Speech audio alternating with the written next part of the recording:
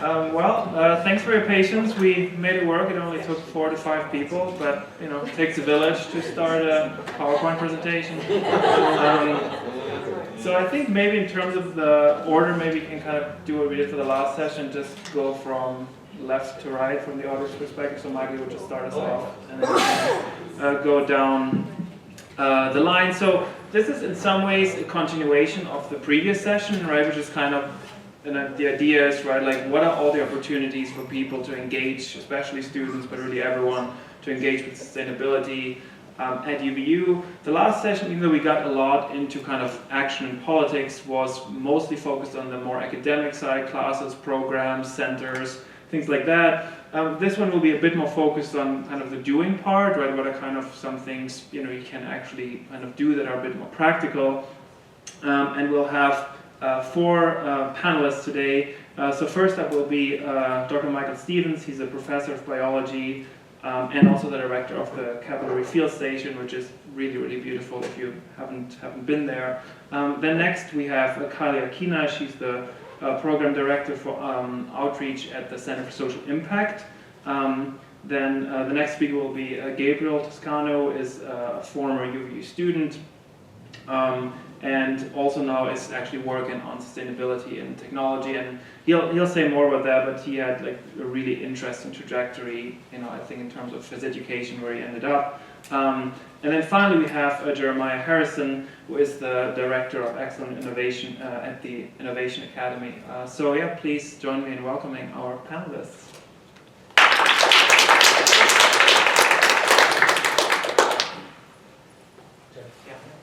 Yeah, everyone will have about 5 minutes to present. Then we'll have a Q&A. So thanks Thomas for the invitation to be here, and I'm excited to be part of the panel. And if you haven't heard of the Field Station, it's a great place to learn by doing and to live sustainably. So I'm going to tell you about a few ways that you could live sustainably at CRFS. So Capitol Reef National Park and Utah Valley University have a partnership centered on the Field Station. The Field Station is located inside the National Park and owned by the National Park Service, but it's operated through an agreement with UVU. And this really is an uncommon partnership, and it allows us to provide our visitors with educational experiences that are as remarkable as the landscape in which they occur. In fact, there are only 11 university-operated field stations located inside U.S. national parks. So they're primarily located in California. There's one, of course, in Utah, Wyoming, Arkansas, and the Virgin Islands. And our mission in partnership with the park is to promote and support engaged learning, environmental ethics, and research and creative work in the context of the Colorado Plateau.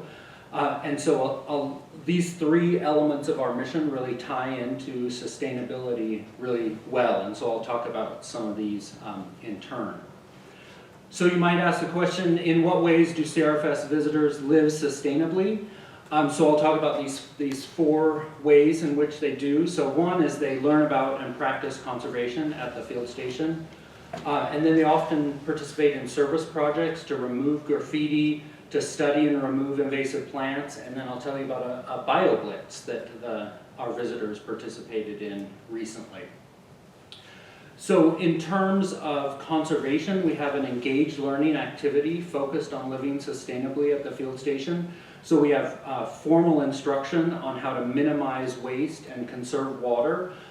So we recycle, we compost, we teach people about those processes, and then we have signs on all of our, like our faucets saying how many gallons per minute.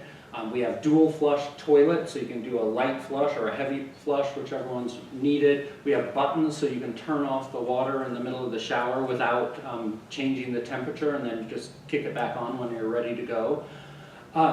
And so on average, our visitors produce 89% less trash than typical Americans. So you can see on the left, a typical American produces 4.6 pounds of trash per day, and at the field station, our visitors are only producing about a half a pound per day. And then in terms of water, it's 54% less. Typical American uses 30 gallons of water per day, and this doesn't include water for lawns. This is just personal use. and at the field station, our visitors are using about half that, 13.7. And so I think the education and then the fact that we keep track and report, and then there's the synergy of working and living together brings out the best in people.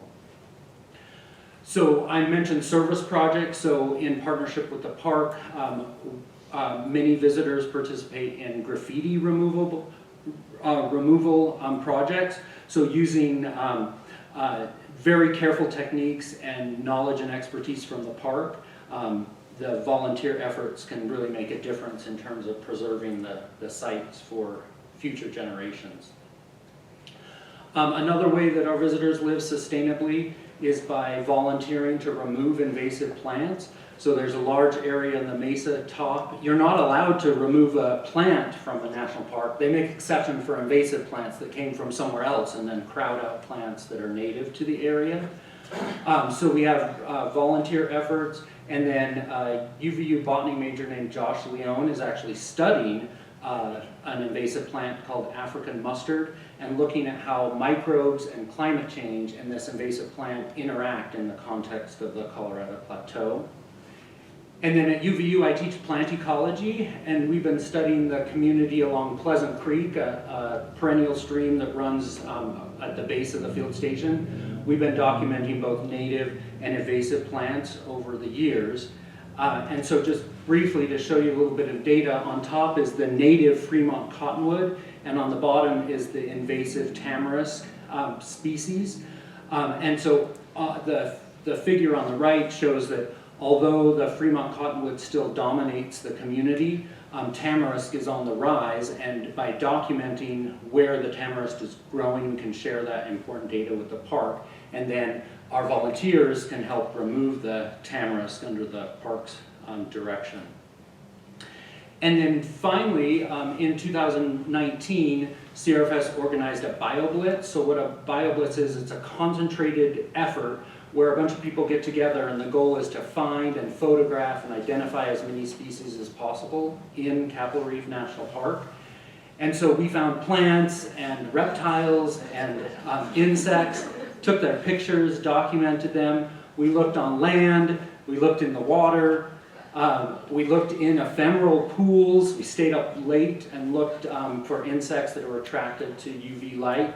And then on the right, it shows all the efforts of students and staff to identify the plants and animals and other organisms that people documented using the iNaturalist app on their phones. And we got some really positive feedback from the regional office, from the Park Service, so I'll just take a second to read this quote. So, I took a second look at Capitol Reef's iNaturalist observations this week and couldn't be more impressed. Through your efforts at the BioBlitz, the park has increased its iNaturalist observation count from about 700 observations at the beginning of the year to almost 4,000, an almost six-fold improvement. I hope it's been rewarding to engage both students and the public while collecting important information on park resources. So that's from Parker Hopkins, a natural resource specialist. So just to summarize, CRFS has helped UVU students to live sustainably through teaching them about conservation, giving them an opportunity to practice conservation, engaging them in service projects, graffiti removal, invasive species removal, and then some research on those invasive plants, and then BioBlitzing. And there's my email address if you have any questions about the field station, and then our website. We're really interested in getting people who are interested in sustainability at the field station to kind of experience what we have to offer.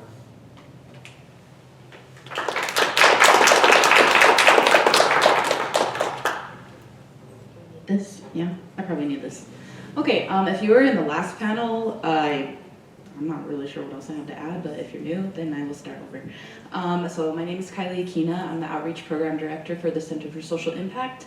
I'm a community health worker for a Pacifica ran and owned nonprofit called PICTAR, and that's in Salt Lake. It stands for Pacific Island Knowledge to Action Resources, and I'm also a community organizer in Salt Lake.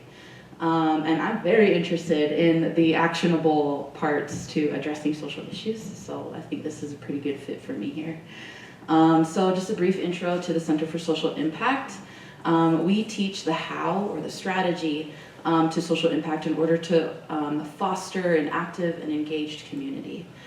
So similar to how doctors address symptoms to when you're sick, to identify any underlying greater issues, we do the same thing with society or with social problems. So we address social issues and see if there's an underlying system that it's connected to. And then we teach people how to address those issues through multiple pathways. We don't believe that there's any singular moment, action, or individual that's going to create long, sustainable social change. We believe that it takes a calculated, engaged, mobilizing, and organizing. And all of those facets are important. It can be, if you're a writer, write, talk about the issues you're interested in. And if you're an organizer, mobilize, engage your community to take political action or to build a community garden, right? So small pieces to bigger puzzles. So something that, I'll get into that later, it's not important, 5 minutes. Anyway. So really good ways that students can get involved are through competitions that we hold. They're called Map the System and Design for Impact. And this helps students really get a very deep understanding of social issues. So I don't know who in here is familiar with UX design. You can raise your hands or not or don't, it's up to you. But the key factor to UX design is to producing systems that work for the greater population, however it's accessible. They really have to understand the problem before they can implement solutions. If we go straight to solutions, we're skipping over a lot of things. And Joe mentioned in the last panel, blind spots. All of our lived experiences give us this kind of tunnel vision to how we navigate through the world. And we're missing a lot of people. So we do have to lean into people that know things that we might not. And we really focus on that at the center with equity-centered design. So we really lean into getting the lived experience of people that we don't engage with every day, that we don't have that lens. And we have a quote that I wrote down because I always mess it up. We have a quote that we basically operate the entire center through, and it's relationships are built at the speed of trust, and social change happens at the speed of relationships. And that's by Reverend Jennifer Bailey. So we really love to lean into community building.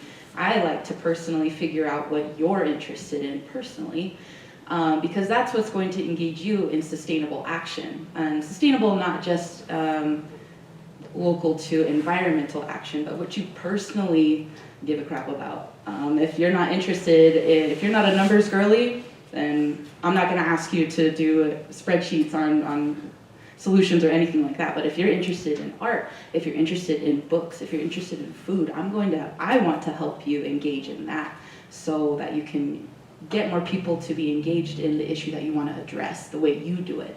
The way you speak is important, and I want to emphasize that. And we all do at the center.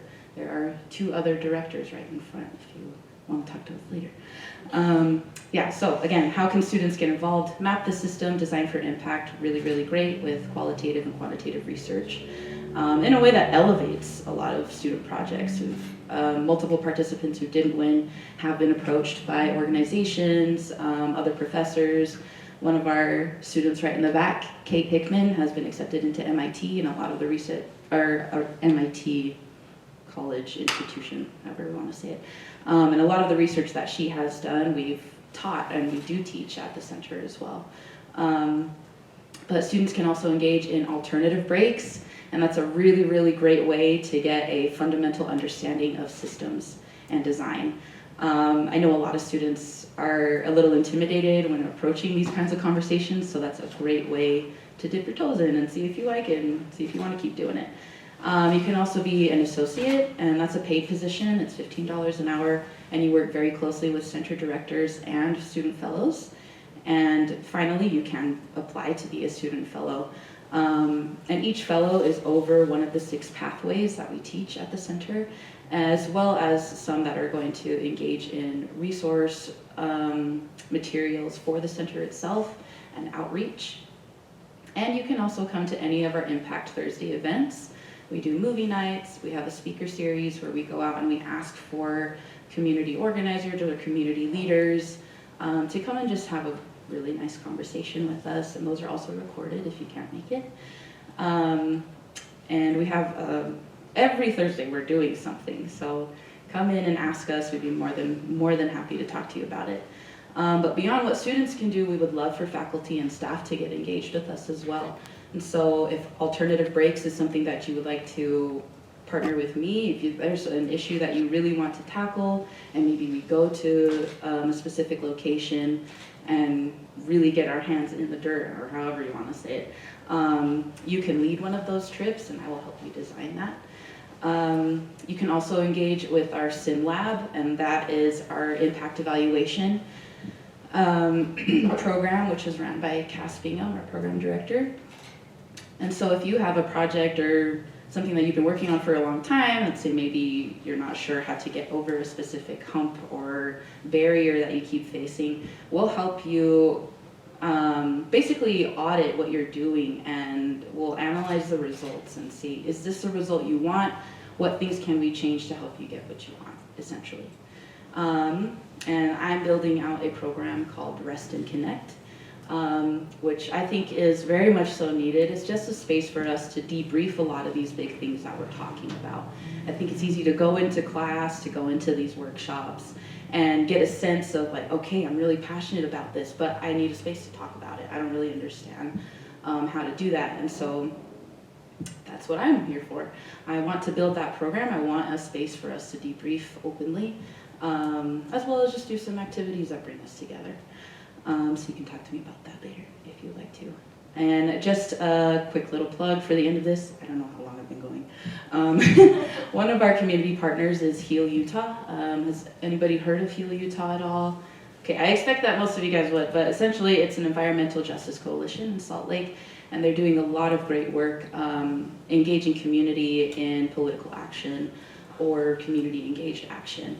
And right now they have a project, well, they have a project every year that it's community lobbying. So they do a training to teach you how to address legislators and fight for or against certain bills that will help us reach a sustainable lifestyle and more circular economy that we would all really like to move towards. So if you'd like to get connected to them, please come and talk to me. They're a really great partner to have. One of my really close friends works there. And students can also apply to be legislative interns as well. So, okay.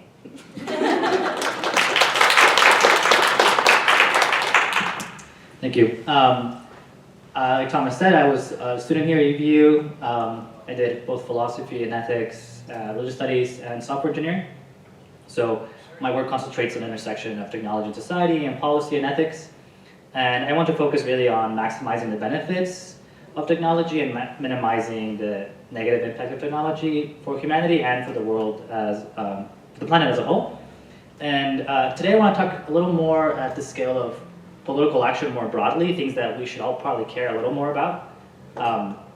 And the first thing is planned obsolescence and embodied carbon. Has anybody here heard of what planned obsolescence is? Could you raise your hand? Okay, we're gonna talk about it. I'm glad, I just want to get a sense. And the second is the internet and artificial intelligence, which is, everybody's talking about this right now. It's a very important thing that we care about politically. It's coming. It's just a matter of when and how. So I think we should care a little more about how it's happening. We should be more politically coalescing around these issues, right? So that's kind of what I want to do, is how do we engage with these problems, what the problems are, and maybe some of the stakes. So first, it's clear that we're entering a phase in the age of information where the internet-connected devices are everywhere. They're cheap and they're really powerful. This is in large part because businesses and engineering decisions are being made to create a large supply of devices that are really cheap. The bad part is that they have really short life cycles, right? We used to buy one thing every couple of years. Now it seems like every year it's likely that we'll buy a new device of some kind. And we're buying them because they're cheaper than ever.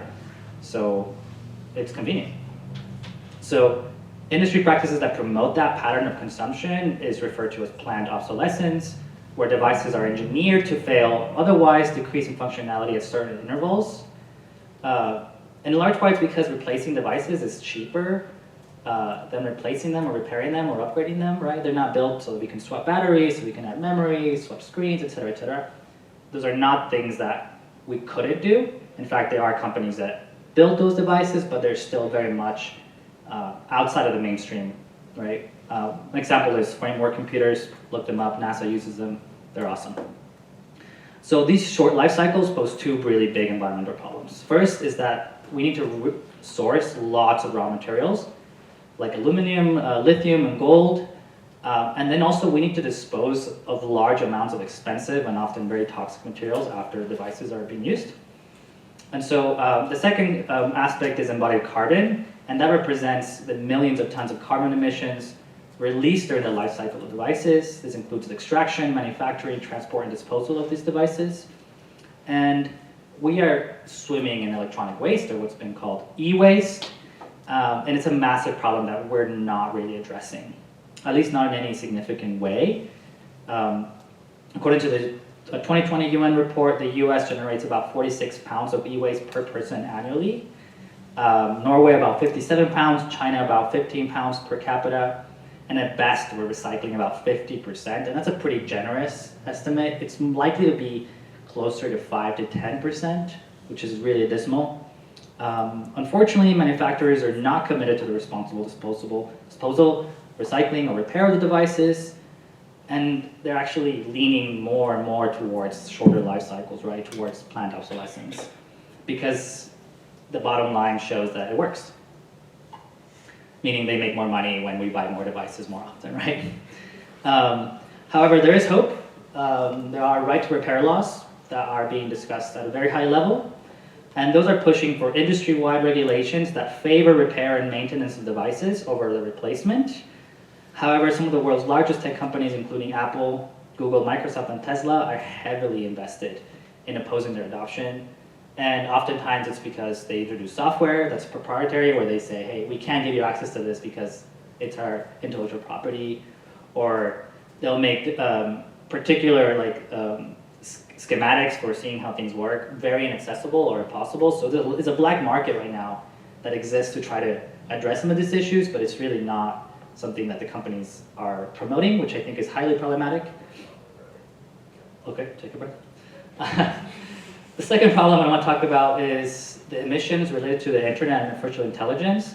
We often don't think about the internet as something that produces emissions. I thought it was a weird idea the first time I heard it, but it makes a lot of sense, right? It's electric cables. There's a lot of devices in between the pathways to get from a server that you say, hey, take me to this website, and actually coming back to you. And currently the internet is about 3.7% of global greenhouse emissions, which is equivalent to like the airline industry. And that is really remarkable, considering the fact that the internet traffic between 2015 and now has more than tripled, which means that we are doing a great job at maintaining a lot of efficiency, right? Technology is advancing enough where we're not just skyrocketing in emissions, but we are reaching the point of diminishing returns because we are getting so efficient that more efforts are really going to plateau that line, right? So that number of greenhouse emissions is expected to double by 2025, despite lots of technological advances. In fact, if the internet were a country, it would be the third largest consumer of energy, just behind the US and China. Which takes me to artificial intelligence, which many, myself included, consider a natural evolution of the internet.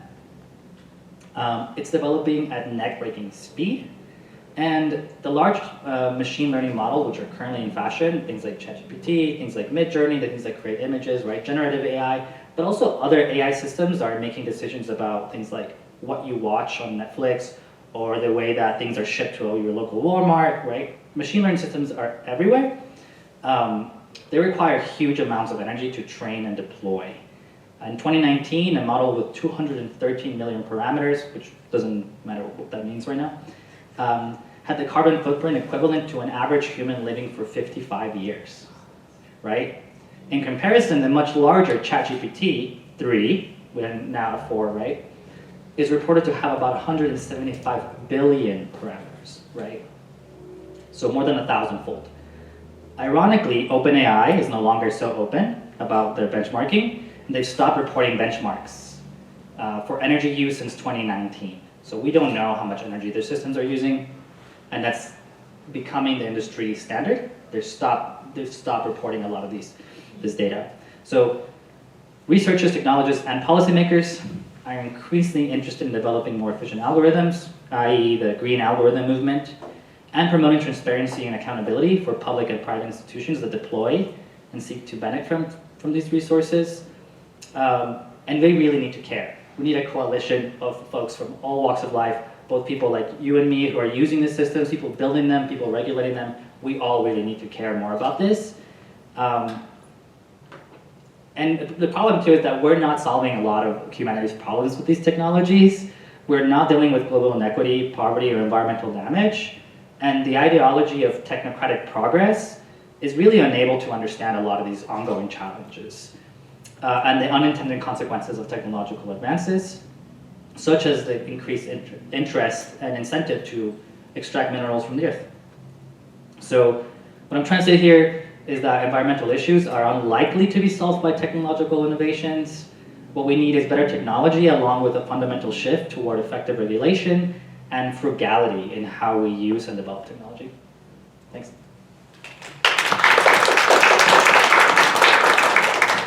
In addition to the energy consumption, it's like AI developers have never watched a Terminator movie. I feel like we've been warned. My name is Jeremiah. I'm the director for E2I, which is the Excellence in Innovation Initiative on campus, which is a mouthful, I know. But in a nutshell, very quickly, what we do. A large problem that students face as they graduate and move on to whatever industry they've decided to major in is that transition from being a student to being an employee. The skills gap that is there, many employers are looking for people that are a little bit more seasoned. That's the reason why E2I was created, was to give students professional experience while they're still enrolled on campus. And so we do this through project-based learning. That's our vehicle to get students to that point. So we partner with businesses in the area and with students on campus to create projects that then we pay students a wage to complete the project. So it builds their resume and it allows for students to complete projects that they're passionate about. And that's really where we dip into this sustainability. That's really where our focus is allowing students that are passionate about a particular subject to get funding, to build a team of their peers here at UVU, and then to create that team and go forth and complete that project. And so really, in a lot of ways, our hands are tied to whatever the students' passions are. Some of our students are passionate about capitalism and they just want to build a business that earns them revenue. Some of our students are passionate about video games and they're building video games. Some of our students are passionate about the arts, but some of our students are passionate about things that are more into the realm of sustainability and social impact and things of those nature. Three projects that I'll highlight very quickly to give you a sense of what we're doing. One of them is called Reclaim Utah, which was created through the Center for Social Impact. And so this is a really cool opportunity for my program to provide funding and to partner with people that are, to have some synergy and have a little overlap. But this is a group that is focused on making the outdoors more accessible to specifically women of color, but all people of color. And it's just a really incredible thing. Just to watch them work and to be slightly involved with it is kind of cool for me, just to watch students bring their passions. And so to build a team and to allow, through some funding to allow them to work towards that has been really cool. Second project is called Pataka, and this is a group of students here on campus and a faculty mentor that are partnering with the Indigenous people of New Zealand. So a current form of colonialism that a lot of Indigenous people are facing is the ownership of software and technology. It's a really big problem. And so this particular group is working with the Hiawinga group of Indigenous, I don't want to use the wrong wording there, to create their own softwares and allow them to kind of own software, and it's just a super cool project to be involved with. And we've had students that have been able to meet with their leaders through Zoom and to be more involved and to learn about some of the politics in New Zealand specifically and their Indigenous people. And then the third project that I would highlight, and actually it works out great, one of the students just walked in, so shout out to Esteban. We partner with the University Innovation Fellows, which is based out of Stanford in their design school, and it focuses on many of these same things that we've been discussing today. And so we just completed a project, a team of students from UVU, using drone technology. We we're able to do heat maps of all the buildings, well, not all the buildings yet, we're working on it, but many of the buildings on campus to identify areas where we are losing the most energy and to be a little bit more energy conscious. And then we've turned that over to facilities, and we're building a program so that they can repair those and reduce our carbon footprint. And so the key with all of these is that none of them were my idea. These are all student ideas. They're student driven, and it's really been cool for me because students bring their ideas and their passion, and then I get to work with them, remove hurdles for them, introduce them to people on campus or in the community that they need, provide funding, pay their team to work. And the thing that I've noticed is one person, so Esteban is the person, he was the architect of the UIF project for sure, but then we had 3 other students that joined him and became more passionate about that. And that's something we talked a little bit about in the first hour of this panel, is how do we get students that might not be involved to be more involved. And that's something that I've seen is one student brings a great idea and a lot of passion. And then with my program specifically, we bring students that may not have that same passion, but by the time we're done, I now have a team of 8 students that are very passionate about how Indigenous people in New Zealand are being treated as it pertains to software, which is not something that was on their radar at the beginning of this year, I'm pretty sure. But as they get involved and as they meet people and as they see the real world impact that this sort of thing has, it becomes a passion. And so the more involved that we can get students, and that's really what I'm striving for, is to get as many students on campus involved. And so to anybody that has an idea that needs some funding, come and see me. We have limited funding available, but for a good idea, we're always ready to go.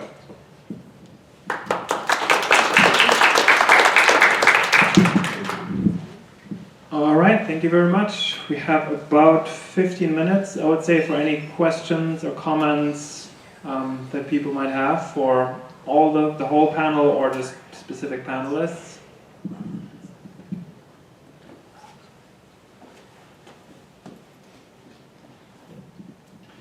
Hi, I'm Paul Dunn, and I'm an associate professor in biology. And I was really fascinated, Michael, I haven't been down to the field station yet, but I was really fascinated at the idea that you had some signage and motivation discussion, basically, for visitors down there that resulted in behaviors that greatly reduced water usage, for example. And I was trying to think, well, if we're doing that at Capitol Reef, why couldn't we do that at main campus in a more efficient way? So I was just trying to think, and maybe like also with the Center for Social Impact or Innovation, what could we maybe do here on campus? What are we currently doing, and what could we maybe do moving forward to make people a little bit more aware of maybe water usage in the bathrooms, recycling opportunities, energy usage, maybe even also internet and device usage and different things, just to make us think about it more, make it more in front of our faces. Because I teach a general ecology course, and I get a lot of students coming up to me and being like, what can I do? Like, these are big, big problems, right? What can I do today in my life? And it's such a big thing to think about. I think the more like little reminders that you have everywhere you look, say when you're coming onto campus or when you're here, just question maybe for the panel, what are some ideas of what we currently do or what we could do to help students think about that, or just the fact, or the university community more generally? Let me just do a plug for our sustainability website. There is What Can You Do? I don't know if you guys are all aware of that. I don't think it's broadly Right. advertised. Right. We have But I'm to just Google saying, it. yeah.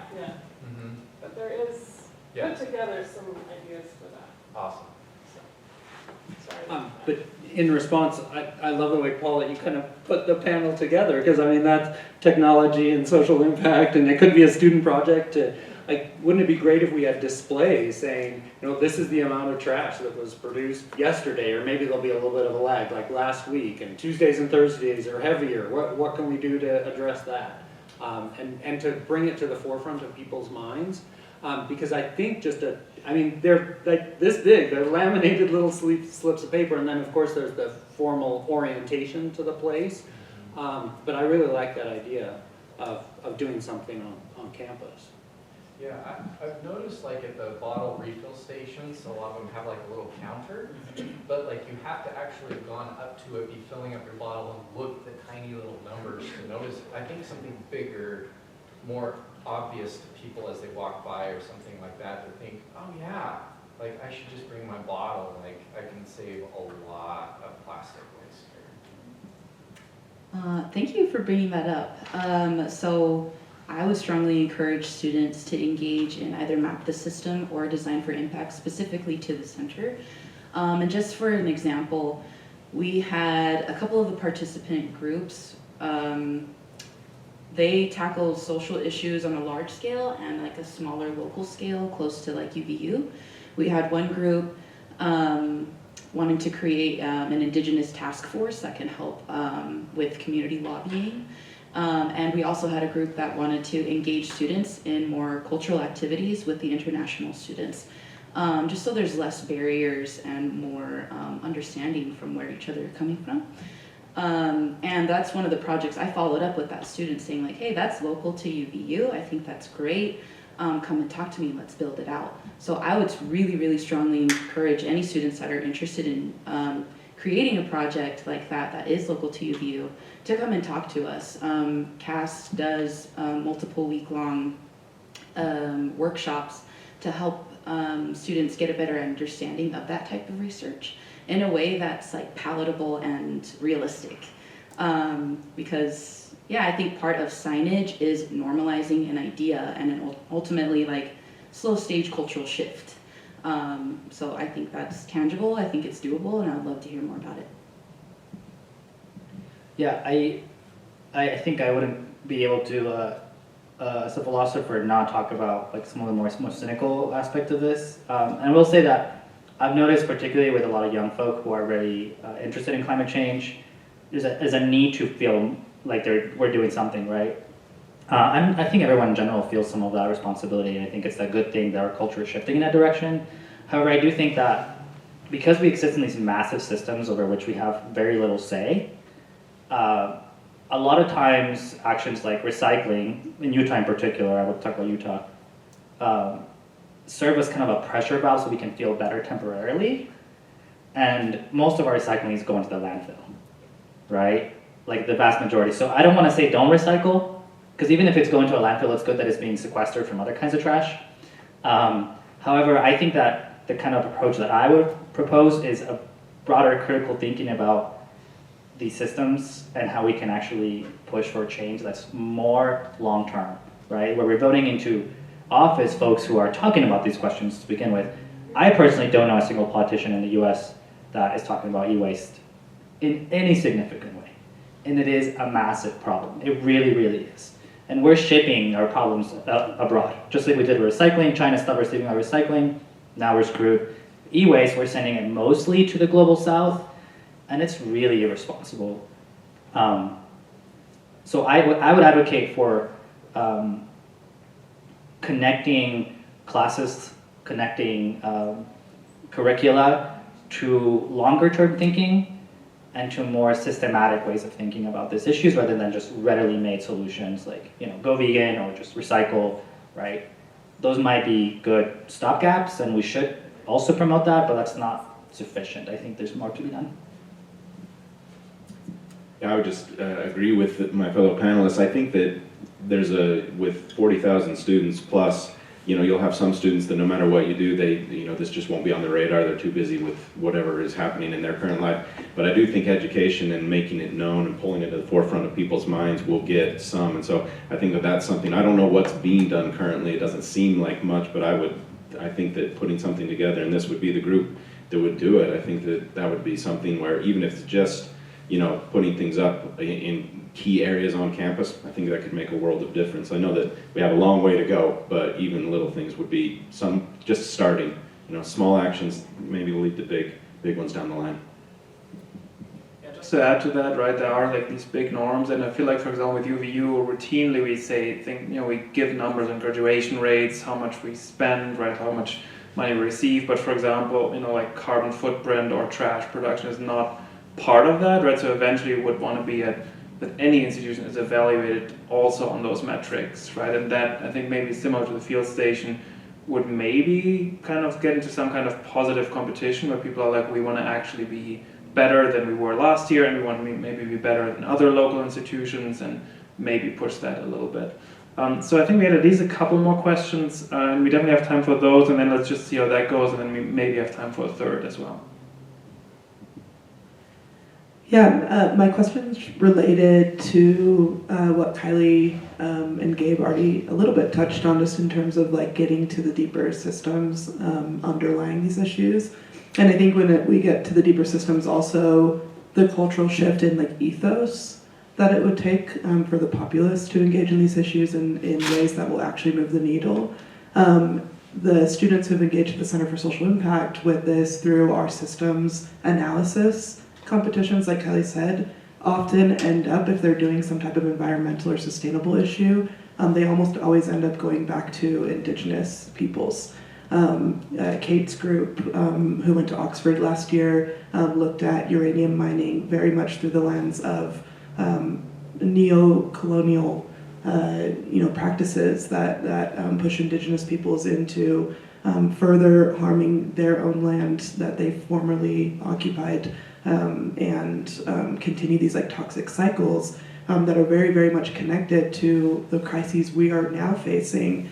I guess I'm worried about the way that we frame environmentalism and sustainability, because if we talk about it like it's just a now crisis, and we don't have a timeline that really takes into account the fact that the former occupants of this land were stewards of the land, and that they had an ethos that would have prevented this crisis, I'm afraid that we're actually putting ourselves into a false vacuum, and telling students like we're now facing a crisis and we got to like pull back, when really like this crisis was caused by systems that were violent in nature, were colonial in nature, and that continue to be. They haven't stopped. And I think that the marriage between those is extremely important in helping students to want to engage. Like you said, we're not going to get every single individual to engage. We can't force people. But there is like a spiritual shift almost when you recognize. And so, especially for Michael, interested in like if we're engaging in things like Capital Reef, and just the nuanced history of how even national parks were formed, and how land ownership and land, how real estate and all sorts of things were created, and how reservations were created. I think all that's connected to sustainability. Is there like any solid education being taught to UVU students that connects these dots, and that brings UVU students back to the original ethos of indigenous peoples and what that can teach us about our obligation to be stewards of the land? Hopefully that question makes sense. I'll start because I think I'm the most recent student here, maybe, and I winning. And I also did a lot of things here. I was here for a long time, and I worked with Thomas and the Center for the Study of Ethics for a number of years. But I also, I was in the philosophy side hardcore and into the humanities, and also then went software engineering, and saw a stark difference in how people approach these problems. And I will say, in my humble opinion, that the ethics program for STEM at UVU is very poor. It is bare minimum. Here's what you need to do to not kill folks and be legally liable for hurting folks. That's really, I think, very insufficient to the problems we have been facing for a long time, and we're much, much farther behind in terms of actually internalizing or culturalizing ourselves to a different ethos, a different way of doing work, of living our lives that is more sustainable. So I think there is much, much work to do to integrate things across disciplines. I'm gonna steal this right real quick. I agree with what you said, and I think it's really easy for contemporary innovators to build something out and fix it as we go. And yes, that does work sometimes, and there's also a lot of room to reproduce harm that overlooks a lot of communities that have already been written out. And so a lot of what we teach at the center is storytelling and where that storytelling comes from. And so it's important to address our lineages in this work so you know who you're looking to for guidance. There are obviously communities, indigenous, aboriginal communities that have existed outside of colonial constructs. And so learning how to follow from them, learning how to follow those leaders connected to that lineage will help us lead in ways that include them into the narrative, so we can prevent as much harm as possible. So yes, I agree, very much so, a lot of work to be done. And I think right now, and roughly like maybe 5 or 6 years ago, circular economy was kind of a buzzword in like the grand like economics scheme or narrative. And a lot of people are saying, this is new, and I just learned about this. I'm like, no, it's not new just because you just learned about it. It exists and you just learned about it. That actually has come from indigenous communities and it's always existed. And if you don't know what circular economies are, it's an economy not based in extractivism. It's essentially building a relationship and a kinship with the land, with everything living and non-living. Basically asking it for permission, can I use your resources to build this? And I will make sure that it comes back to you tenfold. So if you haven't done any homework or on circular economies or anything like that to addressing issues, I encourage you to dive into it a little bit more. It's a really, really cool system.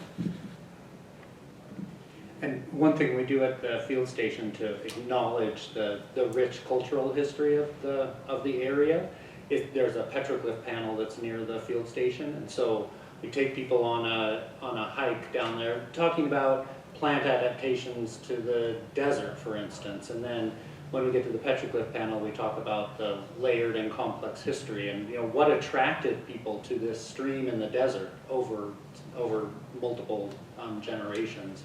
And so I think certainly there's problems with the National Park Service because the land was taken by the National Park Service. I think the value added of the National Park land is the land was taken and it wasn't paved. On the Wasatch Front it was taken and then severely altered. And so I think by taking people to a place that is less altered and then connecting them with the layered history, I think it's more accessible than to say, here in Orem, this was a culturally important land. It's harder to see that here with the parking lots and things like that. I think it's easier for people to see that in a national park. Yeah, I know that there were other questions, but I do think unfortunately we're out of time because I also know that people have to be places. So yeah, before we thank our panel, let me remind people again, there's one final event today, the Campus Sustainability Tour, starting at 4:01 at 12:15. So that should be very interesting, where you'll just learn about everything that UVU is actually doing at the moment from a facilities perspective. So please join me again thanking our 4 fabulous panelists.